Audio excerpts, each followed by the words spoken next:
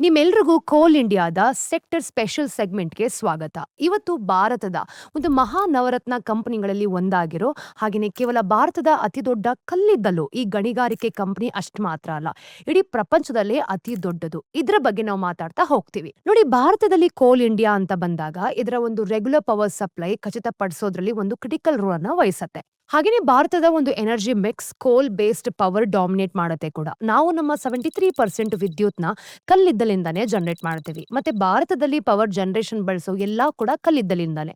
ಕೋಲ್ ಇಂಡಿಯಾ ಒಂದೇ 80% ನಷ್ಟು ಗಣಿಗಾರಿಕೆಯನ್ನ ಮಾಡುತ್ತೆ. ತುಂಬಾ ಕಾಲ ನಾವು ನೋಡಿದಾಗ ಈ ಕಂಪನಿ ಅಷ್ಟೇನು ಬೆಳಿತಾನೆ ಇರಲಿಲ್ಲ. ಆದ್ರೆ ಕೋವಿಡ್ ನಂತರ ಫೈನಾನ್ಷಿಯಲ್ ಇಯರ್ 2020 ಇಂದ ನಾವು ಅದರ ಒಂದು ಕ್ಯಾಪಿಟಲ್ ಎಕ್ಸ್ಪೆಂಡಿಚರ್ ಅಲ್ಲಿ ತೀವ್ರವಾದ ಬೆಳವಣಿಗೆಯನ್ನು ನೋಡೋದಕ್ಕೆ ಶುರು ಮಾಡಿದೀವಿ. ಈ ಚಾರ್ಟ್ ನ ಒಂದ್ಸಲ ನೋಡಿ. FY 2020 ತನಕ ಕಂಪನಿಯ ವಾರ್ಷಿಕ ಕೆಪೆಕ್ಸ್ ಕೇವಲ 6000 to 7000 ಕ್ರೋರ್ಸ್ ಇತ್ತು.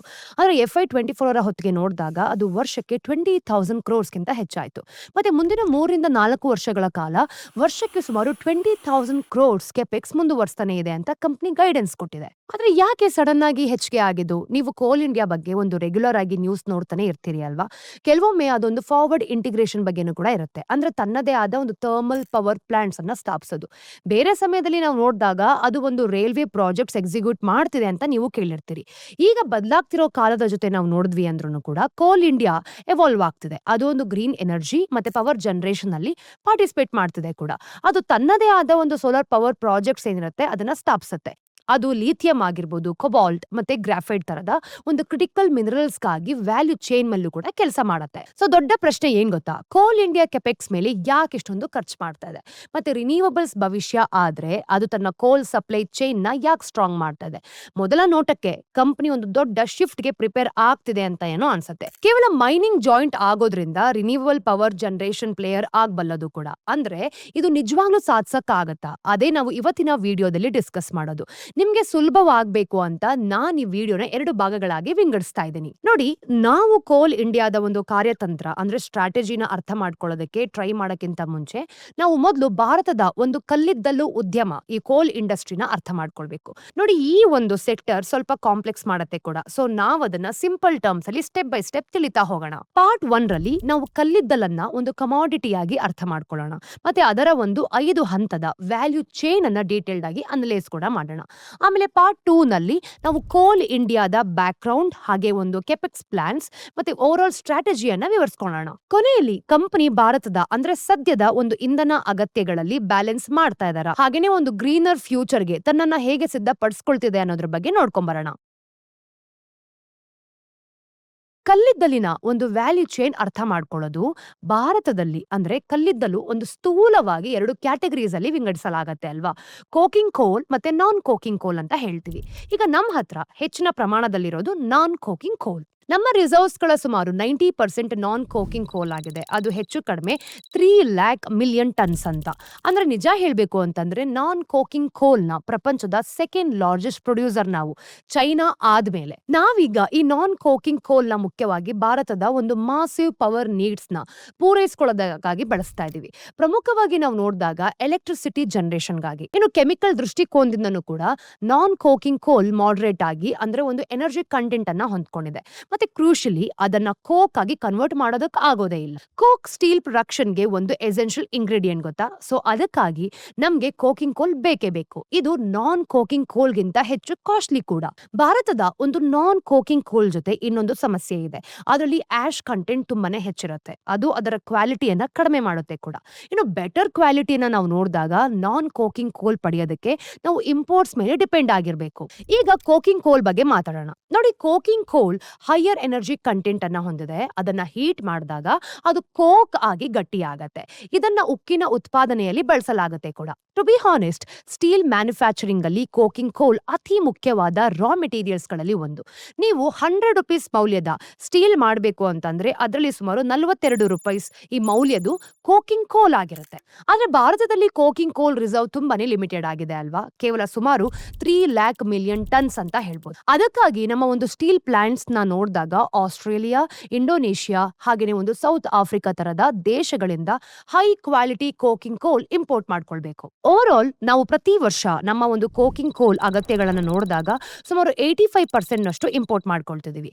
ಕೋಕಿಂಗ್ ಮತ್ತೆ ನಾನ್ ಕೋಕಿಂಗ್ ಕೋಲ್ ಎರಡನ್ನು ಸೇರಿಸ್ಕೊಂಡ್ರೆ ನಾವು ನಮ್ಮ ಒಂದು ಒಟ್ಟು ಕಲ್ಲಿದ್ದಲಿನ ಬೇಡಿಕೆ ಸುಮಾರು 20-25% ನ ಇಂಪೋರ್ಟ್ಸ್ ಮೂಲಕ ಪೂರೈಸ್ಕೊಳ್ತಾ ಇದೀವಿ. ಇದರಿಂದ ಭಾರತಕ್ಕೆ ವರ್ಷಕ್ಕೆ ಸುಮಾರು 3 ಲಕ್ಷ ಕೋಟಿ ಖರ್ಚಾಗತ್ತೆ. ಇದು ಕೋಲ್ ಇಂಡಿಯಾದ annual turn over double. Bharat ಮತ್ತೆ ಕೋಲ್ ಇಂಡಿಯಾ ಎರಡೂ ಕೂಡ ಒಂದು ದೊಡ್ಡ ಸಮಸ್ಯೆಯನ್ನ ಎದುರಿಸ್ತಾ ಇದೆ. ಕೋಕಿಂಗ್ ಮತ್ತೆ ನಾನ್ ಕೋಕಿಂಗ್ ಕೋಲ್ ಎರಡರ ಇಂಪೋರ್ಟ್ಸ್ ನಾವು ಹೇಗೆ ಕಡಿಮೆ ಮಾಡೋದು ಅಂತ. ಆದ್ರೆ ಯಾವುದೇ ಸಮಸ್ಯೆ ಬಗೆಹರಿಸೋದಕ್ಕೆ ನೀವು ಅದರ ಒಂದು ಮೂಲ ಕಾರಣವನ್ನ ಅರ್ಥ ಮಾಡ್ಕೊಳ್ಬೇಕು ಅಲ್ವಾ? ಮತ್ತೆ ಮೂಲ ಕಾರಣ ತಲುಪೋದಕ್ಕೆ ನೀವು ಅದರ ಹಿಂದೆ ಇರೋ ಒಂದು ಪೂರ್ತಿ ಪ್ರಾಸೆಸ್ ಅರ್ಥ ಮಾಡ್ಕೊಳ್ಬೇಕು. ಅದಕ್ಕೋಸ್ಕರ ನಾವು ಕಲ್ಲಿದ್ದಲಿನ ಒಂದು ವ್ಯಾಲ್ಯೂ ಚೈನ್ ಅನ್ನ ನೋಡಿದಾಗ 5 ಹಂತಗಳಾಗಿ ಬ್ರೇಕ್ ಡೌನ್ ಮಾಡ್ಕೊಂಡು ಇಂಪ್ರೂವ್ ಮಾಡೋ ಅವಕಾಶಗಳು ಎಲ್ಲಿದೆ ಅಂತ ನೋಡ್ತಾ ಇದೀವಿ. ಸ್ಟೇಜ್ 1 ಶೋಧನೆ, ಎಕ್ಸ್ಪ್ಲೋರೇಷನ್ ಅಂತ ಹೇಳ್ತೀವಿ. ಭಾರತದ ಕಲ್ಲಿದ್ದಲು ಅಂದ್ರೆ ಇದರ ಒಂದು ಮೀಸಲುಗಳನ್ನ ನೋಡಿದಾಗ ಮುಖ್ಯವಾಗಿ ದೇಶದ ಪೂರ್ವ ಮತ್ತೆ ಮಧ್ಯ ಭಾಗಗಳಲ್ಲಿ ಕಾನ್ಸಂಟ್ರೇಟೆಡ್ ಆಗಿದೆ. ಜಾರ್ಖಂಡ್, ಒಡಿಶಾ, ಛತ್ತೀಸ್ಗಢ, ಮಧ್ಯಪ್ರದೇಶ್ ಅಂಡ್ ವೆಸ್ಟ್ ಬೆಂಗಾಲ್ ತರದ ರಾಜ್ಯಗಳಲ್ಲಿ. ಈಗ ನಮ್ಮ ಕಲ್ಲಿದ್ದಲಿನ ಒಂದು ಮೀಸಲುಗಳನ್ನ ನೋಡಿದಾಗ 70% ಗಿಂತ ಹೆಚ್ಚನ್ನ ಹೊಂದಿದೆ ಅಲ್ವಾ? ಈಗ ಎಕ್ಸ್ಪ್ಲೋರೇಷನ್ ನ ಕಾರ್ಯವನ್ನ ಕೋಲ್ ಇಂಡಿಯಾದ ಅಂದ್ರೆ ಸ್ವಂತವಾಗಿ ಮಾಡ್ಕೊಂಡಿರೋ ಸಬ್ಸಿಡಿರಿ ಆದ the Centre Mine Planning and Design Institute Limited ನಿರ್ವಹಿಸುತ್ತೆ. ಕೋಲ್ ಇಂಡಿಯಾ CMPDIL ಗಳಿಗಾಗಿ IPO ನ ಲಾಂಚ್ ಮಾಡೋ ಬಗ್ಗೆನೂ ಕೂಡ ಯೋಚಿಸಿತ್ತು. ನೋಡಿ, CMPDIL ನ ನಾವು ನೋಡಿದಾಗ ಹೊಸ ಕೋಲ್ ಬ್ಲಾಕ್ಸ್ ಅನ್ನ ಗುರ್ತಿಸೋದಕ್ಕೆ ಈ ಒಂದು ಜಿಯೋಲಾಜಿಕಲ್ ಸರ್ವೇಸ್ ಮತ್ತೆ ಒಂದು ಬೋರ್ ಹೋಲ್ ಡ್ರಿಲ್ಲಿಂಗ್ ಹಾಗೆ ಒಂದು ರಿಸೋರ್ಸ್ ಎಸ್ಟಿಮೇಷನ್ ಕೂಡ ನಡೆಸ್ತಾ ಇದೆ. ಸ್ಟೇಜ್ 2 ಗಣಿ ಹಂಚಿಕೆ ಅಂದ್ರೆ ಮೈನ್ ಅಲೋಕೇಶನ್ ಅಂತ ಹೇಳಿ 1990ರ ತನಕ ಈ ಒಂದು ಪ್ರೈವೇಟ್ ಸೆಕ್ಟರ್ ಕಂಪನಿಗಳಿಗೆ ಕೋಲ್ ಮೈನ್ ಆಕ್ಷನ್ ಗಳಲ್ಲಿ ಪಾರ್ಟಿಸಿಪೇಟ್ ಮಾಡೋದಕ್ಕೆ ಅಲೋನೇ ಇರ್ತಿರ್ಲಿಲ್ಲ. ಆಮೇಲೆ ರೂಲ್ಸ್ ನ ಸ್ವಲ್ಪ ಸಿಂಪಲ್ ಮಾಡಾದ್ಮೇಲೆ ಪ್ರೈವೇಟ್ ಪ್ಲೇಯರ್ಸ್ಗೆ ಅಲೋ ಮಾಡೋದಕ್ಕೂ ಕೂಡ ಆಯ್ತು. ಆದ್ರೆ ಕೇವಲ ಕ್ಯಾಪ್ಟಿವ್ ಯೂಸ್ಗೆ ಮಾತ್ರ, ಅಂದ್ರೆ ಈ ಒಂದು ಸ್ಟೀಲ್, ಪವರ್ ಮತ್ತೆ ಒಂದು ಸಿಮೆಂಟ್ ಕಂಪನಿಗಳು ಕೇವಲ ತಮ್ಮ ಒಂದು ಸ್ವಂತ ಬಳಕೆಗಾಗಿ ಮಾತ್ರ ಕಲ್ಲಿದ್ದಲಿನ ಒಂದು ಗಣಿಗಾರಿಕೆ ಮಾಡಬಹುದಾಗಿತ್ತು. ಈ ಒಂದು ಸೆಕ್ಟರ್ ವೇಗವಾಗಿ ಬೆಳೆದಿತ್ತು ಕೂಡ, ಮತ್ತೆ ಅವ್ರಿಗೆ ರಿಲಯಬಲ್ ಆದ ಕಲ್ಲಿದ್ದಲನ್ನ ಪೂರೈಕೆ ಕೂಡ ಬೇಕಾಗಿತ್ತು. ಮೈನ್ ಅಲೋಕೇಶನ್ ನಾವು ನೋಡಿದಾಗ ಮಿನಿಸ್ಟ್ರಿ ಆಫ್ ಕೋಲ್ ಅಡಿಯಲ್ಲಿ ಬರೋ ಒಂದು ಹೈ ಪವರ್ಡ್ ಕಮಿಟಿ ಮ್ಯಾನೇಜ್ ಮಾಡ್ತಿತ್ತು ಕೂಡ. ಆದ್ರೆ ಕಾಲಕ್ರಮೇಣ ಅಲೋಕೇಶನ್ ಪ್ರಾಸೆಸ್ ಅಷ್ಟೇನು ಟ್ರಾನ್ಸ್ಪರೆಂಟ್ ಆಗಿರ್ಲಿಲ್ಲ. ಹೀಗೆಲ್ಲ ನೋಡಿದಾಗ 2014ರಲ್ಲಿ ಗವರ್ಮೆಂಟ್ ಆ ಒಂದು ಅಲೋಕೇಶನ್ಸ್ ಗಳನ್ನ ಕ್ಯಾನ್ಸಲ್ ಮಾಡ್ತು. 2015ರಲ್ಲಿ ಟ್ರಾನ್ಸ್ಪರೆನ್ಸಿ ಇಂಪ್ರೂವ್ ಮಾಡೋದಕ್ಕೆ ಒಂದು ಪ್ರಾಪರ್ ಆಕ್ಷನ್ ಸಿಸ್ಟಮ್ ನ ಇಂಟ್ರೊಡ್ಯೂಸ್ ಮಾಡಿದ್ರು. ಆದ್ರೆ ಅವಾಗ್ಲೂ ಕೂಡ ಮೈನಿಂಗ್ ಕ್ಯಾಪ್ಟಿವ್ ಯೂಸ್ಗೆ ರಿಸ್ಟ್ರಿಕ್ಟೆಡ್ ಆಗಿತ್ತು ಅಂತ ಗೊತ್ತಾಯ್ತು. ಅವ್ರು ಏನ್ ಮಾಡ್ತಿದ್ರು, ಕಲ್ಲಿದ್ದಲನ್ನ ಒಂದು ಓಪನ್ ಮಾರ್ಕೆಟ್ ನಲ್ಲಿ ಮಾರೋ ಹಾಗಿರ್ಲಿಲ್ಲ ಅಂತಾನು ಕೂಡ ಅವ್ರಿಗೆ ಗೊತ್ತಿತ್ತು. ಇದರಿಂದ ಪ್ರೈವೇಟ್ ಪ್ಲೇಯರ್ಸ್ಗೆ ಒಂದು ಪ್ರಾಬ್ಲಮ್ ಆಯ್ತು. ಸೊ 2020ಯಲ್ಲಿ ಗವರ್ಮೆಂಟ್ ಕೊನೆಗೂ ಕೂಡ ಒಂದು ಕಮರ್ಷಿಯಲ್ ಕೋಲ್ ಮೈನಿಂಗ್ಗೆ ಅಲೋ ಮಾಡ್ತು. ಈಗ ಪ್ರೈವೇಟ್ ಪ್ಲೇಯರ್ಸ್ ಕಲ್ಲಿದ್ದಲನ್ನ ಹೊರತೆಗೆದು ಅದನ್ನ ಫ್ರೀ ಆಗಿ ಮಾರಾಟ ಮಾಡಬಹುದು. ಈ ಚೇಂಜಸ್ ಗಳಿಂದ ಕೋಲ್ ಮೈನಿಂಗ್ ನ ಪ್ರೈವೇಟ್ ಸೆಕ್ಟರ್ ಪಾರ್ಟಿಸಿಪೇಷನ್ ತೀವ್ರವಾಗಿ ಹೆಚ್ಚಾಗಿದೆ ಅಂತ ನೀವು ಕೂಡ ಗಮನಿಸಬಹುದು. ಕಳೆದ 10 ವರ್ಷಗಳಲ್ಲಿ 79 ಕೋಲ್ ಮೈನ್ ಆಕ್ಷನ್ಸ್ ಆಗಿವೆ ಮತ್ತೆ 52 ಮೈನ್ಸ್ ಅಲೋಟೆಡ್ ಆಗಿದೆ. ಇನ್ನು ಹಿಂಡಾಲ್ಕೋ ಮತ್ತೆ JK ಸಿಮೆಂಟ್ ತರದ ದೊಡ್ಡ ಕಂಪನಿಗಳು ಬೆನಿಫಿಟ್ ಅನ್ನು ಕೂಡ ಪಡ್ಕೊಂಡಿದೆ. ಅವ್ರು ಈಗ ತಮ್ಮದೇ ಆದ ಕಲ್ಲಿದ್ದಲಿನ ಒಂದು ಗಣಿಗಾರಿಕೆ ಮಾಡಬಹುದು ಮತ್ತೆ ಸಪ್ಲೈಗಾಗಿ ಕೋಲ್ ಇಂಡಿಯಾ ಮೇಲೆ ರಿಲೇ ಕೂಡ ಆಗ್ಬೇಕಾಗಿಲ್ಲ. ಇದು ಅವರ ಸಪ್ಲೈ ಪ್ರೆಡಿಕ್ಟಬಿಲಿಟಿಯನ್ನ ಇಂಪ್ರೂವ್ ಮಾಡುತ್ತೆ.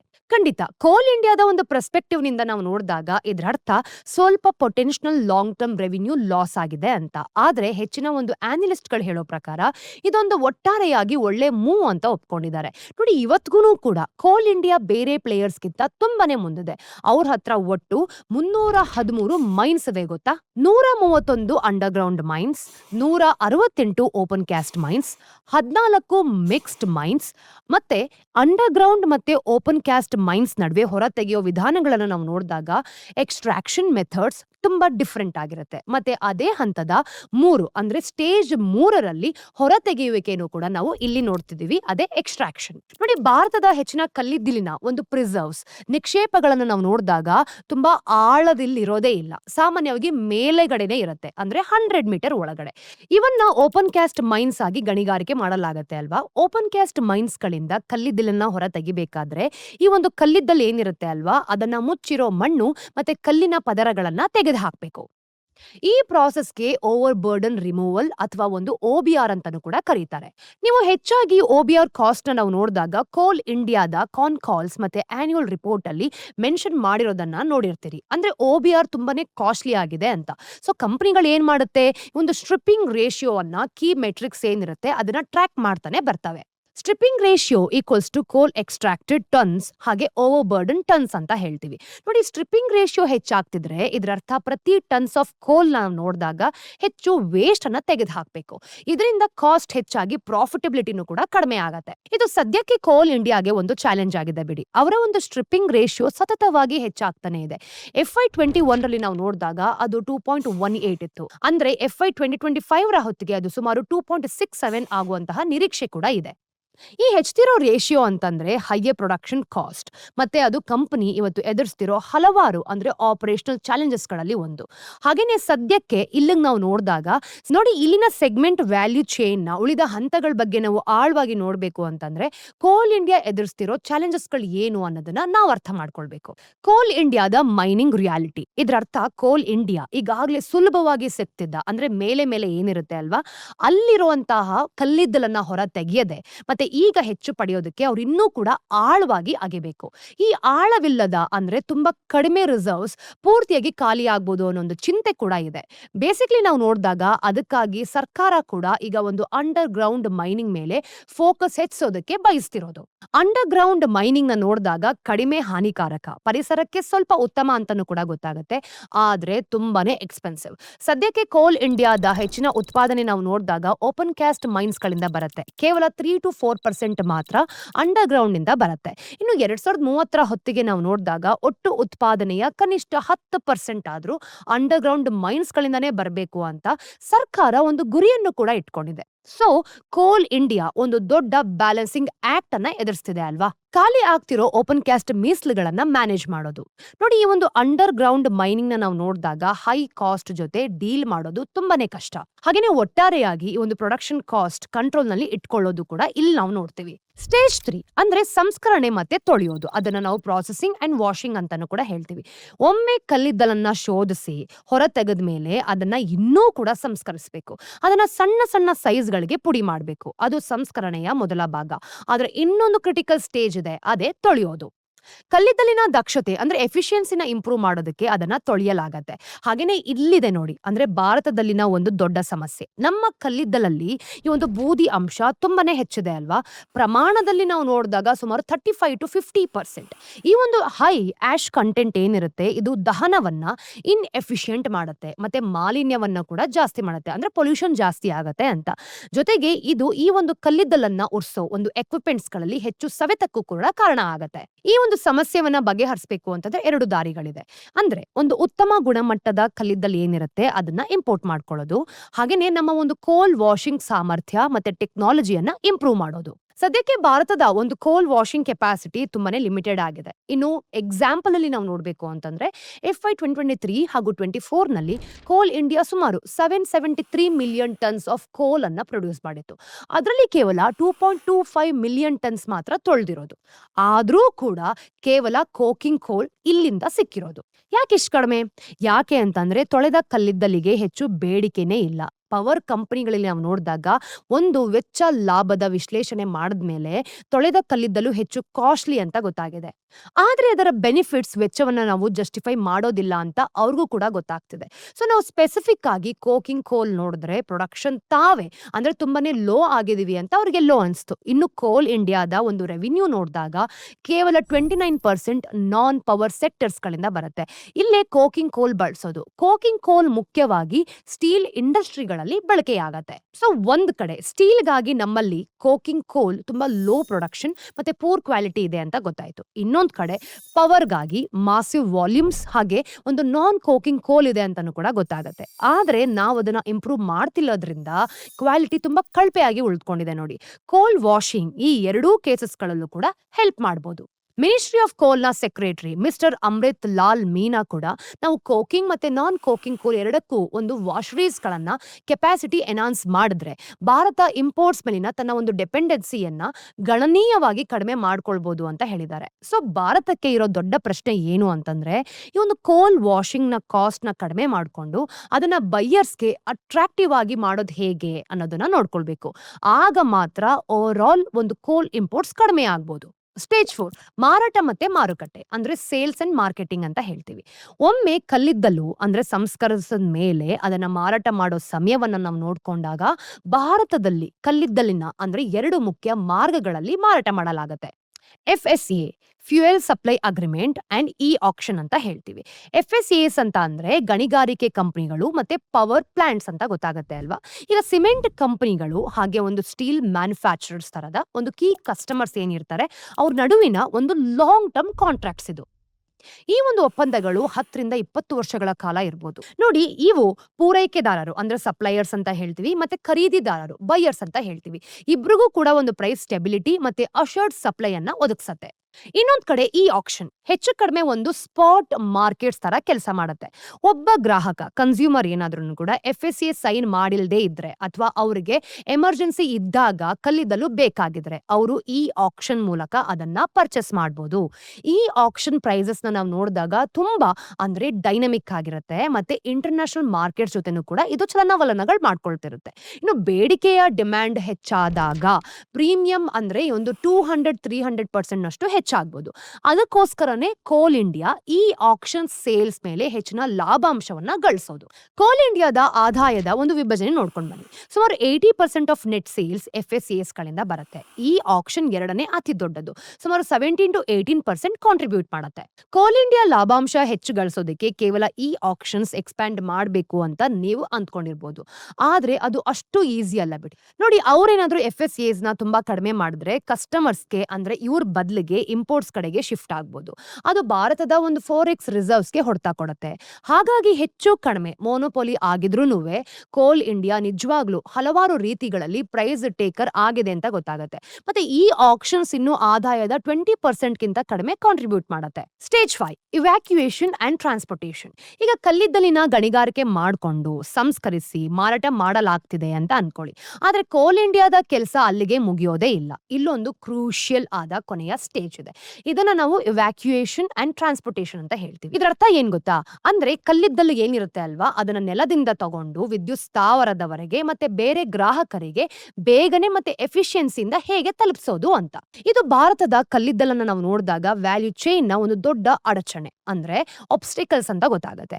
ಹಲವಾರು ಒಂದು ಪವರ್ ಶಾರ್ಟೇಜಸ್ ಆಗೋದು ಕಲ್ಲಿದ್ದಲು ಗಣಿಗಾರಿಕೆ ಆಗಿಲ್ಲ ಅಂತಲ್ಲ, ಬದಲಿಗೆ ಅದು ಪವರ್ ಪ್ಲಾಂಟ್ಸ್ ಗಳಿಗೆ ಆನ್ ಟೈಮ್ ಆಗಿ ತಲುಪ್ತಾ ಇಲ್ಲ ಅಂತ.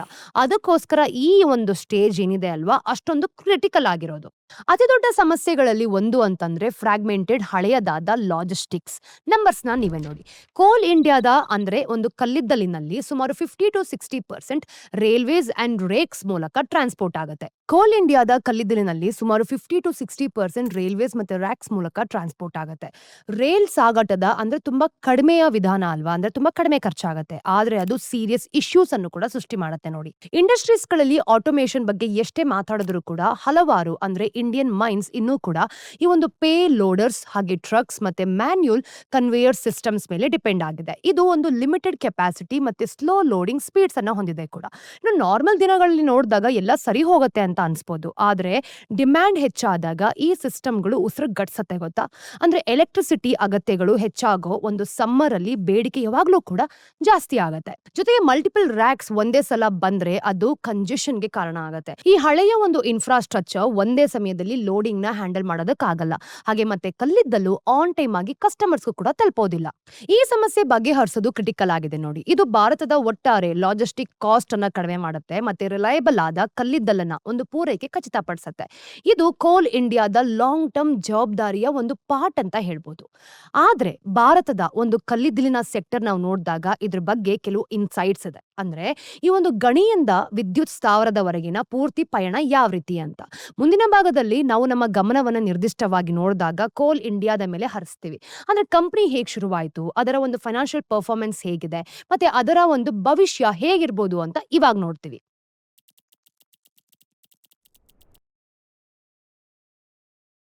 ಭಾರತದ ಇಂಡಿಪೆಂಡೆನ್ಸ್ ನಂತರ ಹೆಚ್ಚಿನ ಕೋಲ್ ಮೈನ್ಸ್ ಪ್ರೈವೇಟ್ ಪ್ಲೇಯರ್ಸ್ ನ ಕಂಟ್ರೋಲ್ ನಲ್ಲಿತ್ತು. ಆದ್ರೆ ಅವರು ಈ ಒಂದು ಸೆಕ್ಟರ್ ನ ಬೆಳೆಸೋದಕ್ಕೆ ಸಾಕಷ್ಟು ಇನ್ವೆಸ್ಟ್ ಮಾಡ್ತಿರ್ಲಿಲ್ಲ. ಅದು ಭಾರತದ ಒಂದು ಎನರ್ಜಿ ಸೆಕ್ಯೂರಿಟಿಯ ಒಂದು ಗಂಭೀರ ಸಮಸ್ಯೆ ಹಾಗೂ ಅಪಾಯವನ್ನ ತಂದ್ಕೊಡ್ತು. ಜೊತೆಗೆ ಈ ಒಂದು ಪ್ರೈವೇಟ್ ಓನರ್ಸ್ ಗಳನ್ನ ನಾವು ನೋಡಿದಾಗ ಕಾರ್ಮಿಕರನ್ನ ಸರಿಯಾಗಿ ನಡೆಸ್ಕೊಳ್ತಿರ್ಲಿಲ್ಲ, ಮತ್ತೆ ಸೇಫ್ಟಿ ಮೇಲೂ ಕೂಡ ಫೋಕಸ್ ಮಾಡ್ತಿರ್ಲಿಲ್ಲ. ಹಾಗೆ ಈ ಒಂದು ವರ್ಕರ್ ಯೂನಿಯನ್ಸ್ ಏನೆಲ್ಲ ಇದೆ, ಇವರು ಇದ್ರ ಬಗ್ಗೆ ಏನೂ ನೀಟಾಗಿಲ್ಲ ಅಂತ ಕಂಪ್ಲೇಂಟ್ ಮಾಡ್ತಿದ್ರು. ಅದಕ್ಕೋಸ್ಕರನೇ 1970ರ ದಶಕದಲ್ಲಿ ನಾವು ನೋಡಿದಾಗ ಸರ್ಕಾರ ಕೋಲ್ ಸೆಕ್ಟರ್ ನ ಅಂದ್ರೆ ನ್ಯಾಷನಲೈಸ್ ಮಾಡ್ತು, ರಾಷ್ಟ್ರೀಕರಿಸ್ತು, ಮತ್ತೆ ಒಂದು ಪ್ರೈವೇಟ್ ಪಾರ್ಟಿಸಿಪೇಷನ್ ನ ರಿಸ್ಟ್ರಿಕ್ಟ್ ಮಾಡ್ತು ಕೂಡ. ಅಲ್ಲೇ ಕೋಲ್ ಇಂಡಿಯಾದ ಕತೆ ಶುರುವಾಗೋದು. ಡಿಕೇಡ್ಸ್ ಆದ್ಮೇಲೆ ಕೋಲ್ ಇಂಡಿಯಾ ಭಾರತದ ಒಂದು ಇಂಧನ ಭದ್ರತೆ ಅಂತ ಏನ್ ಹೇಳ್ತೀವಿ, ಇದನ್ನ ಕನ್ಫರ್ಮ್ ಮಾಡೋ ರೀತಿ ಕೆಲಸ ಮಾಡ್ತು. ಯಾವಾಗ ಇಂಡಿಯನ್ ಗವರ್ಮೆಂಟ್ಗೆ ಆದಾಯ ಬೇಕಾಗ್ತಿತ್ತೋ, ಹಾಗೆ ಕೋಲ್ ಇಂಡಿಯಾದ ಒಂದು ದೊಡ್ಡ ಡಿವಿಡೆಂಡ್ಸ್ ಗಳನ್ನ ಎಕ್ಸ್ಪ್ಯಾಂಡ್ ಮಾಡ್ತಿದ್ರು. ಹಾಗೇನೆ ಇದೆಲ್ಲ ನಾವು ನೋಡಿದಾಗ ಕಾಲಕ್ರಮೇಣ ಏನಾಯ್ತು, ವಿಷಯಗಳು ಕೂಡ ಬದಲಾಗೋದಕ್ಕೆ ಶುರು ಮಾಡ್ಕೊಂಡ್ವು. ಕಳೆದ ದಶಕಗಳಲ್ಲಿ ನಾವು ನೋಡಿದಾಗ ಪೂರ್ತಿ ಫೋಕಸ್ ಏನಾಯ್ತು, ರಿನ್ಯೂವಬಲ್ ಎನರ್ಜಿ ಕಡೆಗೆ ಶಿಫ್ಟ್ ಆಯ್ತು. ಕಲ್ಲಿದ್ದಲನ್ನು ಕೂಡ ಎಲ್ಲೋ ಒಂದ್ ಕಡೆ ಕಡೆಗಾಣಿಸಿದ್ರು. ಇನ್ನು ಸಂದರ್ಭಗಳಲ್ಲಿ ಕೋಲ್ ಇಂಡಿಯಾದ ಸ್ಟ್ರಾಟಜಿ ಯಾವ ರೀತಿ ಇರುತ್ತೆ, ನಿಜ ಹೇಳ್ಬೇಕು ಅಂತಂದ್ರೆ 2017 ರಿಂದ ಸರ್ಕಾರ ಹೊಸ ಒಂದು ಥರ್ಮಲ್ ಪವರ್ ಪ್ಲಾಂಟ್ಸ್ ಗಳಿಗೆ ಅಪ್ರೂವಲ್ಸ್ ನ ಡ್ರಾಸ್ಟಿಕ್ ಆಗಿ ಕಡಿಮೆ ಮಾಡಿದೆ. ನೀವು ಡೇಟಾ ನೋಡಿದ್ರೆ ಥರ್ಮಲ್ ಪವರ್ ಪ್ಲಾಂಟ್ಸ್ ಗಳನ್ನ ಒಂದು ಸ್ಥಾಪಿತ ಸಾಮರ್ಥ್ಯ ಅಂದ್ರೆ ಇನ್ಸ್ಟಾಲ್ಡ್ ಕೆಪಾಸಿಟಿ ಅಂತ ಏನ್ ಹೇಳ್ತೀವಿ, ಇದು FY 2015 ಇಂದ 16 ವರೆಗೂ ಕೂಡ ಹೆಚ್ಚು ಕಡಿಮೆ ಫ್ಲಾಟ್ ಆಗಿ ಹೋಗಿದೆ. ಇವತ್ತು ಭಾರತದ ಒಟ್ಟು ಸ್ಥಾಪಿತ ಪವರ್ ಕೆಪಾಸಿಟಿ ಕೇವಲ 46% ಕಲ್ಲಿದ್ದಲಿಂದಾನೇ ಆಗಿರೋದು. ಆದ್ರೆ ಹಾಗಿದ್ರೂ ಕೂಡ ಕಲ್ಲಿದ್ದಲು ನಮ್ಮ ಒಂದು 75% ಎಲೆಕ್ಟ್ರಿಸಿಟಿಯನ್ನ ಜನರೇಟ್ ಮಾಡುತ್ತೆ. ಇನ್ನು ರಿನ್ಯೂವಬಲ್ಸ್ ಮೇಲೆ ಇಷ್ಟೆಲ್ಲ ಎಫರ್ಟ್ ಹಾಕಿದ್ಮೇಲೂ ಸೋಲಾರ್ ಕೇವಲ 9% ಇಂದ ಹೈಡ್ರೋ ಸುಮಾರು 6% ಕಾಂಟ್ರಿಬ್ಯೂಟ್ ಮಾಡುತ್ತೆ. ಈಗ ನೀವೇ ನೋಡಿ, ಆಸ್ಪಿರೇಷನ್ ಮತ್ತೆ ರಿಯಾಲಿಟಿ ನಡುವೆ ಸ್ಪಷ್ಟವಾಗಿ ಒಂದು ದೊಡ್ಡ ಗ್ಯಾಪ್ ಇದೆ ಅಲ್ವಾ. ಮತ್ತೆ ಬಹುಶಃ ಅದಕ್ಕೋಸ್ಕರನೇ ಸರ್ಕಾರ ತನ್ನ ಗಮನವನ್ನ ಮತ್ತೆ ಕೋಲ್ ಇಂಡಿಯಾದ ಕಡೆಗೆ ತಿರುಗಿಸಿದೆ. ನೀವು ಕೋಲ್ ಇಂಡಿಯಾದ FY 2023 ಮತ್ತೆ 24ರ ಆನ್ಯುವಲ್ ರಿಪೋರ್ಟ್ ಅನ್ನ ಓದಿದ್ರೆ ಇದು ತುಂಬಾನೇ ಕ್ಲಿಯರ್ ಆಗುತ್ತೆ. ಅದ್ರಲ್ಲಿರೋ ಒಂದು ಪರ್ಟಿಕ್ಯುಲರ್ ಪ್ಯಾರಾಗ್ರಾಫ್ ನಿಮ್ಗಾಗಿ ನಾನು ಓದ್ತೀನಿ. ಅಂದ್ರೆ ವಿಷನ್ 2047 ಅಡಿಯಲ್ಲಿನ ಒಂದು ಅಸೆಸ್ಮೆಂಟ್ ಪ್ರಕಾರ ದೇಶದ ಒಂದು ಇಂಧನ ಭದ್ರತೆಗೆ ಕಲ್ಲಿದ್ದಲೇ ಪ್ರಮುಖ ಕಾಂಟ್ರಿಬ್ಯೂಟರ್ ಆಗುವಂತ ಸಾಧ್ಯತೆ ಇದೆ. ಮುಂದಿನ ವರ್ಷಗಳಲ್ಲಿ ಬೇಡಿಕೆ ನಿಧಾನ ಆಗ್ಬೋದಾದ್ರೂ ಕೂಡ ಆಬ್ಸಲ್ಯೂಟ್ ಡಿಮ್ಯಾಂಡ್ ಈಗಿಗಿಂತ ಕಡಿಮೆ ಆಗೋದಿಲ್ಲ. ಯಾಕೆ ಅಂತಂದ್ರೆ ಬೇಸ್ ಲೋಡ್ ರಿಕ್ವೈರ್ಮೆಂಟ್ ಕಲ್ಲಿದ್ದಲಿಂದಲೇ ಪೂರೈಸಲ್ಪಡುತ್ತೆ. ಅದೇ ಕಾರಣಕ್ಕೆ ಕೋಲ್ ಇಂಡಿಯಾ ತನ್ನ ಒಂದು ಕೆಪೆಕ್ಸ್ ನ ಹೆಚ್ಚಿಸ್ತಿರೋದು. ಕಳೆದ 4 ವರ್ಷಗಳಿಂದ ನಾವು ನೋಡಿದ್ರೆ ಕೆಪೆಕ್ಸ್ ಅಪ್ವರ್ಡ್ ಟ್ರಾಜೆಕ್ಟರಿ ಆಗಿದೆ. ಇದು ಮುಂದಿನ 4 ರಿಂದ 5 ವರ್ಷಗಳ ಕಾಲ ವರ್ಷಕ್ಕೆ ಸುಮಾರು 20,000 ಕೋಟಿ ಖರ್ಚು ಮಾಡೋದನ್ನ ಮುಂದುವರಿಸುತ್ತೆ ಅಂತ ಕಂಪನಿ ಗೈಡ್ ಸಹ ಕೊಟ್ಟಿದೆ ಗೊತ್ತಾ. ಕೋಲ್ ಇಂಡಿಯಾದ ಡಿವಿಡೆಂಡ್ ಪೇಔಟ್ ರೇಷಿಯೋ ಕೂಡ ಕಡಿಮೆ ಆಗ್ತಾ ಇದೆ. 2014 ಮತ್ತೆ 19 ನಡುವೆ ಕಂಪನಿ ಬೇಸಿಕಲಿ ಗವರ್ಮೆಂಟ್ಗೆ ಒಂದು ಕ್ಯಾಶ್ ಕೌ ಆಗಿತ್ತು. ಇನ್ನು ಪೇಔಟ್ ರೇಷಿಯೋ 100% ಗಿಂತ ಹೆಚ್ಚಿತ್ತು ಕೂಡ. ಅಂದ್ರೆ ಅದು ತನ್ನ ಒಂದು ಲಾಭಕ್ಕಿಂತ ಹೆಚ್ಚು ಡಿವಿಡೆಂಡ್ಸ್ ಅನ್ನ ಪೇ ಮಾಡ್ತಿತ್ತು. ಆದ್ರೆ 2021 ರಿಂದ ಕಂಪನಿ ಈ ರೇಷಿಯೋನ ಕಡಿಮೆ ಮಾಡಿದೆ. ಅದು ಈಗ ರೀಇನ್ವೆಸ್ಟ್ಮೆಂಟ್ ಮಾಡ್ಕೊಂಡು ಬೆಳವಣಿಗೆಯ ಅವಕಾಶಗಳು ಏನಿರುತ್ತೆ ಅದನ್ನ ಎಕ್ಸ್ಪ್ಲೋರ್ ಮಾಡೋದಕ್ಕೂ ಕೂಡ ನೋಡ್ತಾ ಇದೆ. ಟು ಬಿ ಹಾನೆಸ್ಟ್ 2024ರಲ್ಲಿ ನಂಬರ್ಸ್ ಅತಿ ಕಡಿಮೆಲಿದೆ. ಇದನ್ನ ನಾವು ನೋಡಿದಾಗ ಸ್ಪಷ್ಟವಾದ ಬದಲಾವಣೆಗಳನ್ನು ಕೂಡ ಎಲ್ಲೋ ಒಂದ್ ಕಡೆ ಕೊಟ್ಟಿದೆ ಅನ್ನೋದನ್ನ ಇದು ಕನ್ಫರ್ಮ್ ಮಾಡುತ್ತೆ. ಕೋಲ್ ಇಂಡಿಯಾ ಕೇವಲ ಒಂದು ಮೀಡಿಯಂ ಟರ್ಮ್ಗೆ ಪ್ರಿಪೇರ್ ಆಗ್ತಿಲ್ಲ. ಅದು ಭಾರತದ ಒಂದು ಇಂಧನ ಅಗತ್ಯಗಳನ್ನ ಸೆಕ್ಯೂರ್ ಮಾಡ್ಕೊಳ್ಳೋದಕ್ಕೆ ಒಂದು ಲಾಂಗ್ ಟರ್ಮ್ ಸ್ಟ್ರಾಟಜಿ ಮೇಲೂ ಕೂಡ ಕೆಲಸ ಮಾಡ್ತಿದೆ. ಇದೇ ಕೊನೆಗೆ ನಾವು ನೋಡಿದಾಗ ಅದರ ಸ್ಥಾಪನೆಯ ಉದ್ದೇಶನೂ ಕೂಡ ಆಗಿತ್ತು. ಕಂಪನಿ ತನ್ನನ್ನೇ ಅಂದ್ರೆ ಭವಿಷ್ಯಕ್ಕೆ ಸಿದ್ಧಪಡಿಸಿಕೊಳ್ಳಲು ಹಾಗೆ ಭಾರತದ ಒಂದು ಕಲ್ಲಿದ್ದಲನ ಒಂದು ಸೆಕ್ಟರ್ ಕೆಲವು ಒಂದು ಪ್ರಮುಖ ಸಮಸ್ಯೆಗಳನ್ನ ಸಾಲ್ವ್ ಮಾಡೋದಕ್ಕೆ ಹೇಗೆ ಟ್ರೈ ಮಾಡ್ತಿದೆ ಅಂತ ಸ್ಟೆಪ್ ಬೈ ಸ್ಟೆಪ್ ಇಲ್ಲಿ ನಾವು ನೋಡ್ತೀವಿ. ಕಲ್ಲಿದ್ದಲು ಅಂದ್ರೆ ಇಂಪೋರ್ಟ್ಸ್ ಮಾಡಬೇಕಾದ್ರೆ ಫೇಸ್ ಮಾಡ್ತಿರೋ ಚಾಲೆಂಜಸ್ ಗಳಾದ್ರೂ ಏನು ನೋಡಿ. ಭಾರತದ ಕಲ್ಲಿದ್ದಲು ಇಂಪೋರ್ಟ್ಸ್ ಮಾಡಬೇಕಾದ್ರೆ 2 ಮುಖ್ಯ ಚಾಲಕಗಳಿದೆ ಅಂತ ನಾನು ನಿಮ್ಗೆ ಹೇಳ್ದೆ ಅಲ್ವಾ. ದೇಶೀಯ ಕಲ್ಲಿದ್ದಲಿನ ಒಂದು ಕ್ವಾಲಿಟಿ ಸಾಕಷ್ಟು ಚೆನ್ನಾಗಿಲ್ಲ. ಇನ್ನು ಕೋಕಿಂಗ್ ಕೋಲ್ನ ಲಭ್ಯತೆ ತುಂಬಾ ಲಿಮಿಟೆಡ್ ಆಗಿದೆ. ಕ್ವಾಲಿಟಿಯನ್ನ ನಾವು ನೋಡಿದಾಗ ತೊಳೆಯೋದ್ರ ಮೂಲಕ ಸ್ವಲ್ಪ ಮಟ್ಟಿಗೆ ಇಂಪ್ರೂವ್ ಮಾಡ್ಕೊಳ್ಬಹುದು. ಅದಕ್ಕೋಸ್ಕರ ಕೋಲ್ ಇಂಡಿಯಾ ಕೋಕಿಂಗ್ ಮತ್ತೆ ನಾನ್ ಕೋಕಿಂಗ್ ಕೋಲ್ ಎರಡಕ್ಕೂ ಹೊಸ ಒಂದು ವಾಶ್ರೀಸ್ ಅನ್ನ ಸ್ಥಾಪಿಸ್ತಿರೋದು. ಈ ಹೊಸ ಫೆಸಿಲಿಟೀಸ್ ನಾವು ನೋಡಿದಾಗ ಆಶ್ ಕಂಟೆಂಟ್ ಕಡಿಮೆ ಮಾಡೋದಕ್ಕೆ ಸಹಾಯ ಮಾಡುತ್ತೆ. ಇದರಿಂದ ದೇಶೀಯ ಕಲ್ಲಿದ್ದಲು ಗ್ರಾಹಕರಿಗೆ ಹೆಚ್ಚು ಅಟ್ರಾಕ್ಟಿವ್ ಆಗುತ್ತೆ ಕೂಡ. ಇದ್ರ ಜೊತೆಗೆ ಈ ಒಂದು ಕೋಲ್ ಇಂಡಿಯಾ 4 ಹಳೆ ವಾಶ್ರೀಸ್ ಗಳನ್ನ ಮಾನಿಟೈಸ್ ಕೂಡ ಮಾಡ್ತಾ ಇದೆ. For example JSW steel Durga ವಾಶ್ರೀಸ್ಗಾಗಿ ಯಶಸ್ವಿಯಾಗಿ ಬಿಡ್ ಮಾಡಿದೆ. ಇದು JSWಗೆ ಒಂದು ಗ್ರೇಟ್ ಡೀಲ್. ಯಾಕೆ ಅಂತಂದ್ರೆ ವಾಶ್ರಿ ಜೊತೆ ಕೋಲ್ ಇಂಡಿಯಾ ಅವರಿಗೆ 2 ಮಿಲಿಯನ್ ಟನ್ಸ್ ಆಫ್ ಕೋಲ್ ಕೂಡ ಸಪ್ಲೈ ಮಾಡುತ್ತೆ. ಆದ್ರೆ ಕೋಕಿಂಗ್ ಕೋಲ್ ಜೊತೆಗಿನ ಸಮಸ್ಯೆ ಅಂತ ನೋಡಿದಾಗ ಕೇವಲ ಲಿಮಿಟೆಡ್ ಎಕ್ಸ್ಟೆಂಟ್ಗೆ ಮಾತ್ರ ಸಾಲ್ವ್ ಮಾಡಬಹುದು. ಭಾರತದ ರಿಸರ್ವ್ಸ್ ಈಗಾಗಲೇ ತುಂಬಾನೇ ಲಿಮಿಟೆಡ್ ಆಗಿದೆ ಅಂತ ನಾನು ನಿಮ್ಗೆ ಹೇಳಿದೆ. ಮತ್ತೆ ನಮ್ಮ ಹತ್ರ ಇರೋದು ಸ್ಟೀಲ್ ಮೇಕರ್ಸ್ಗೆ ಅಷ್ಟೇನೂ ಅಟ್ರಾಕ್ಟಿವ್ ಆಗ್ತಿಲ್ಲ. ಇದರ ಹಿಂದೆ ನಾವು ನೋಡಿದಾಗ ಸ್ಟೀಲ್ ಕಂಪನಿಗಳು ಕೋಲ್ ಇಂಡಿಯಾದಿಂದ ಕೋಕಿಂಗ್ ಕೋಲ್ ಕೊಂಡಾಗ ಅವರು ಅದರಲ್ಲಿ ಕೇವಲ 20% ಮಾತ್ರ ಸ್ಟೀಲ್ ಪ್ರೊಡಕ್ಷನ್ಗೆ ಅಂದ್ರೆ ಬಳಸಬಹುದಾಗಿತ್ತು ಅಂತ ಹೇಳಿದ್ರು. ಇನ್ನು ಉಳಿದ 80% ವೇಸ್ಟ್ ಆಗ್ತಿತ್ತು. ಯಾಕೆ ಅಂತಂದ್ರೆ ಅದನ್ನ ರೀಸೇಲ್ ಮಾಡೋದಕ್ಕೆ ಅವರಿಂದ ಆಗ್ತಾನೆ ಇರಲಿಲ್ಲ. ಆದ್ರೆ ಈ ಸಮಸ್ಯೆ ಕನಿಷ್ಠ ಭಾಗ ಎಲ್ಲೋ ಒಂದ್ ಕಡೆ ಸ್ವಲ್ಪ ಸಾಲ್ವ್ ಆಗಿದೆ. ಕೋಲ್ ಇಂಡಿಯಾ ಆಕ್ಷನ್ ಅಲ್ಲಿ ನಾವು ನೋಡಿದಾಗ ಕನ್ಸೋರ್ಟಿಯಂ ಈ ಒಂದು ಬಿಡ್ಡಿಂಗ್ಗೆ ಅಲೋ ಮಾಡಿದೆ ಅಂತ ಗೊತ್ತಾಗುತ್ತೆ. ಅಂದ್ರೆ ಒಂದು ಸ್ಟೀಲ್ ಕಂಪನಿ ಸಿಮೆಂಟ್ ಕಂಪನಿಗಳು ಅಥವಾ ಬೇರೆ ಒಂದು ಇಂಡಸ್ಟ್ರಿಯಲ್ ಪ್ಲೇಯರ್ಸ್ ಜೊತೆ ಟೀಮ್ ಅಪ್ ಮಾಡಿಕೊಂಡು ಕಲ್ಲಿದ್ದಲಿಗಾಗಿ ಒಂದು ಜಾಯಿಂಟ್ ಆಗಿ ಬಿಡ್ ಮಾಡಬಹುದು ಅಂತ. ಇನ್ನು 20% ಹೈ ಕ್ವಾಲಿಟಿ ಭಾಗವನ್ನ ನಾವು ನೋಡಿದಾಗ ಸ್ಟೀಲ್ ಕಂಪನಿಗೆ ಹೋಗುತ್ತೆ. ಹಾಗೆ ಒಂದು ಮೊದಲು ವೇಸ್ಟ್ ಆಗ್ತಿದ್ದಂತ ಉಳಿದ 80% ನ ಬೇರೆ ಪಾರ್ಟ್ನರ್ಸ್ ಜೊತೆ ತಮ್ಮ ಒಂದು ಪವರ್ ಪ್ಲಾಂಟ್ಸ್ ಗಳಲ್ಲೂ ಸಹ ಇವರು ಬಳಸ್ಕೋಬಹುದು. ಇವು ಇಂಪೋರ್ಟ್ ಸಬ್ಸ್ಟಿಟ್ಯೂಷನ್ ಕಡೆಗಿನ ಅಂದ್ರೆ ಸಣ್ಣದಾದ್ರೂ ಕೂಡ ಅರ್ಥಪೂರ್ಣವಾದ ಸ್ಟೆಪ್ಗಳು. ಖಂಡಿತವಾಗ್ಲೂ ಹೌದು. ನಾವು ಕೋಕಿಂಗ್ ಕೋಲ್ ಇಂಪೋರ್ಟ್ಸ್ ನ ಎಂದಿಗೂ ಅಂದ್ರೆ ಪೂರ್ತಿಯಾಗಿ ಎಲಿಮಿನೇಟ್ ಮಾಡೋಕ್ಕಾಗಲ್ಲ ಅಲ್ವಾ. ನಮ್ಮ ಒಂದು ಮೀಸಲುಗಳನ್ನ ನೋಡಿದಾಗ ಅಷ್ಟೊಂದು ದೊಡ್ಡದಾಗಿಲ್ಲ ಅಂತ ನಾನು ಯಾವಾಗ್ಲೂ ಕೂಡ ನಿಮ್ಗೆ ಹೇಳ್ತಿರ್ತೀನಿ. ಮತ್ತೆ ಇದನ್ನೆಲ್ಲ ತೊಳೆದ್ಮೇಲೂ ಇಂಪೋರ್ಟ್ಸ್ಗೆ ಹೋಲಿಸಿದ್ರೆ ದೇಶೀಯ ಕಲ್ಲಿದ್ದಲಿನಲ್ಲಿ ಇದು ಹೈಯರ್ ಆಶ್ ಕಂಟೆಂಟ್ ಇರುತ್ತೆ ಅಂತ ಗೊತ್ತಾಗತ್ತೆ. ಸೊ ಈ ಸಮಸ್ಯೆಯ ಕೆಲವು ಭಾಗ ನಮ್ಮ ಕಂಟ್ರೋಲ್ ನಿಂದ ಹೊರಗಡೆ ಇದೆ. ನಮ್ಮ ಒಂದು ಕಂಟ್ರೋಲ್ ನಲ್ಲಿ ಇರೋದು ನಾವು ಮೈನ್ ಮಾಡೋ ಕಲ್ಲಿದ್ದಲಿನ ಯಾವುದೇ ಸಪ್ಲೈ ಗ್ಯಾಪ್ಸ್ ಇಲ್ಲದೆ ಅಂದ್ರೆ ಸಾಧ್ಯವಾದಷ್ಟು ಎಫಿಷಿಯಂಟ್ ಆಗಿ ಬಳಸಲಾಗುತ್ತೆ ಅಂತ ಕನ್ಫರ್ಮ್ ಮಾಡ್ಕೊಳ್ಬಹುದು. ಅದಕ್ಕೋಸ್ಕರನೇ ಕೋಲ್ ಇಂಡಿಯಾ ಹಲವಾರು ಒಂದು ಹೊಸ long term fuel supply agreements ಕೂಡ ಸೈನ್ ಮಾಡ್ಕೊಂಡಿದೆ. ಹೌದು ರೀ. ಈ ಒಂದು FSAs ನಾವು ನೋಡಿದಾಗ ಲಾಭಾಂಶದ ಮೇಲೆ ಪ್ರೆಷರ್ ಹಾಕುತ್ತೆ ಅಂತ ಗೊತ್ತಾಗತ್ತೆ. ಆದ್ರೆ ಅವು ರೆವಿನ್ಯೂ ಪ್ರೆಡಿಕ್ಟಬಿಲಿಟಿನ ಕನ್ಫರ್ಮ್ ಮಾಡುತ್ತೆ. ಇದ್ರ ಹಿಂದೆ ನಾವು ನೋಡಿದಾಗ ಕೋಲ್ ಇಂಡಿಯಾ ನಾನ್ ಪವರ್ ಸೆಕ್ಟರ್ ಕಂಪನಿಗಳಿಗೆ 5 ವರ್ಷದ FSAs ಒಂದು ಆಫರ್ ಮಾಡಿತ್ತು. ಈಗ ಅವರು ಅದನ್ನ 10 ವರ್ಷಗಳಿಗೆ ಎಕ್ಸ್ಟೆಂಡ್ ಮಾಡ್ತಿದ್ದಾರೆ. ಅಂದ್ರೆ ಇನ್ನೂ ಹೆಚ್ಚು ಸ್ಥಿರತೆಯನ್ನ ಲಾಕ್ ಮಾಡ್ತಾ. ಕಲ್ಲಿದ್ದಲನ್ನ ಮೀರ್ಕೊಂಡು ಡೈವರ್ಸಿಫಿಕೇಶನ್ ಮತ್ತೆ ವರ್ಟಿಕಲ್ ಇಂಟಿಗ್ರೇಷನ್ ಯಾವ ರೀತಿ ಇರುತ್ತೆ ನೋಡಿ. ಕೋಲ್ ಇಂಪೋರ್ಟ್ಸ್ ಕಡಿಮೆ ಮಾಡೋದ್ರ ಜೊತೆಗೆ ಕೋಲ್ ಇಂಡಿಯಾ ಕಲ್ಲಿದ್ದಲನ್ನ ನೋಡಿದಾಗ ಕೀ ರಾ ಮೆಟೀರಿಯಲ್ ಆಗಿರೋ ಬೇರೆ ವಲಯಗಳಲ್ಲೂ ಕೂಡ ಇಂಪೋರ್ಟ್ಸ್ ಕಡಿಮೆ ಮಾಡ್ಕೊಳ್ಳೋದಕ್ಕೆ ನೋಡ್ತಿದೆ. ಅದಕ್ಕೋಸ್ಕರನೇ ಅವರು ಅಮೋನಿಯಂ ನಿಟ್ರೇಟ್ ಮತ್ತೆ ಯೂರಿಯಾ ಈ ಒಂದು ಪ್ರೊಡಕ್ಷನ್ಗೆ ಕಾಲಿಡ್ತಿರೋದು. ಲಕ್ನಾಪುರ್ನಲ್ಲಿ ಕೋಲ್ ಇಂಡಿಯಾ ಕೋಲ್ ಗ್ಯಾಸಿಫಿಕೇಶನ್ ಅಂದ್ರೆ ಇದ್ರ ಮೇಲೆ ಒಂದು ಫೋಕಸ್ಡ್ ಆದ BHEL ಜೊತೆ ಒಂದು ಜಾಯಿಂಟ್ ವೆಂಚರ್ ಅನ್ನ ಮಾಡ್ಕೊಂಡಿದೆ ನೋಡಿ. ಈ ಪ್ಲಾಂಟ್ 1.3 ಮಿಲಿಯನ್ ಟನ್ಸ್ ಆಫ್ ಕೋಲ್ ನ 6,60,000 ಟನ್ಸ್ ಆಫ್ ಅಮೋನಿಯಂ ನಿಟ್ರೇಟ್ ಆಗಿ ಕನ್ವರ್ಟ್ ಮಾಡುತ್ತೆ.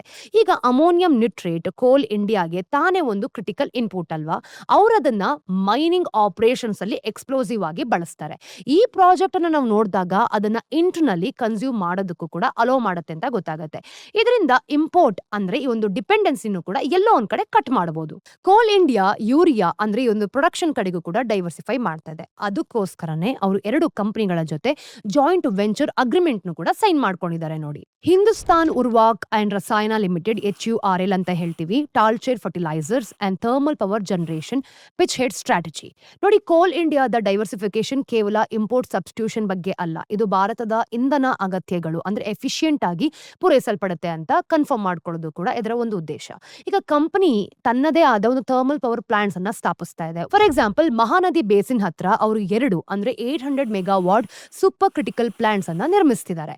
ಈ ಲೊಕೇಶನ್ಸ್ ಗಳನ್ನ ಉದ್ದೇಶ ಪೂರ್ವಕವಾಗಿನೇ ಮೈನ್ಸ್ ಗಳಿಗೆ ಹತ್ರದಲ್ಲೇ ಚೂಸ್ ಮಾಡಲಾಗ್ತಿದೆ. ಇನ್ನು ಇಂಡಸ್ಟ್ರಿ ಇದನ್ನ ಪಿಟ್ ಹೆಡ್ ಪ್ಲಾಂಟ್ಸ್ ಅಂತಾನು ಕೂಡ ಕರೀತಿರೋದು.